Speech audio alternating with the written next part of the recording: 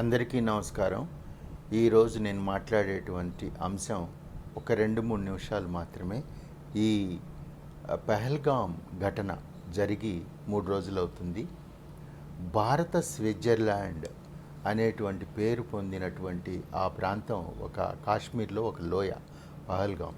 చుట్టూ మంచుకొండలు, మధ్యలో పచ్చటి ఆ, ప్రదేశం, ఆ, దాని చుట్టూ మళ్ళీ అక్కడ కాశ్మీర్లో పెరిగేటువంటి చెట్ల తాలూకు అడవులు, ఇలా ఉంటుంది అక్కడ పరిస్థితి. కానీ పాకిస్తాన్లోకి వెళ్ళాలంటే ఈ అడవులు దాటి, ఆ కొండలు దాటి వెళ్ళాలి. కొంచెం సైనిక పరమైనటువంటి విన్యాసాలు చేయాలన్నా మన సైనికులు కొద్దిగా కష్టమే. అటువంటిది ఎక్కడి నుంచి వచ్చారో వాళ్ళు అడవుల్లో దాక్కొని వచ్చి మన పర్యాటకుల్ని, మన దేశంలో ఉన్న మన పర్యాటక స్థలాలు చూడటానికి కూడా మనకు అవకాశం లేకుండా చేస్తున్నటువంటి ఈ ఉగ్రవాదుల చర్యల్ని చూస్తుంటే చాలా బాధాకరమైనటువంటి విషయం. దీనికి స్ట్రాంగ్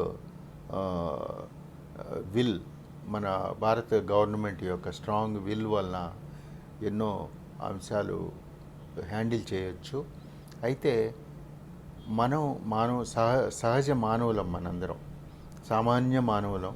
ఈ సామాన్య మానవులం, లేకపోతే కామన్ పీపుల్ అనండి, వీళ్ళు ఇంక్లూడింగ్ మీ, నేను కూడా ఏదో ఆవేశంగా వెంటనే పాకిస్తాన్ మీద యుద్ధం ప్రకటించాలి, మనం డామ్ డూమ్ అని మాట్లాడటానికి అవకాశం ఉండదు. ఒక చిన్న యుద్ధం చేయాలన్నా మిలిటరీ లాజిస్టిక్స్ అంటారు, ఆరు నెలలు పడుతుంది మనకు ఆ మిలిటరీ లాజిస్టిక్స్ అన్నీ రెడీ చేసుకోవడానికి.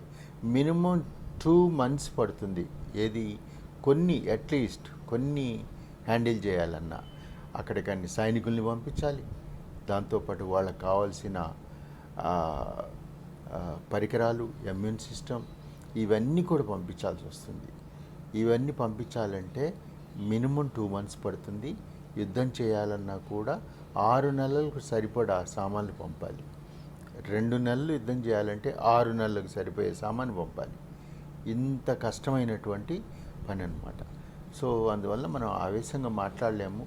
కాకపోతే ఏంటంటే అక్కడ మరణించినటువంటి ప్రతి భారత పౌరులకి, వాళ్ళ కుటుంబ సభ్యులందరికీ ప్రగాఢ సంతాపాన్ని తెలియజేయడం కోసం జస్ట్ ఒక 2-3 minutes, ముఖ్యంగా మన తెలుగువారైనటువంటి చంద్రశేఖర్ గారు, ఆయన కూడా అక్కడ చంపబడ్డారు ఆ ఉగ్రవాదుల చేతుల్లో. వాళ్ళకు కూడా నా నివాళులు అర్పిస్తున్నాను.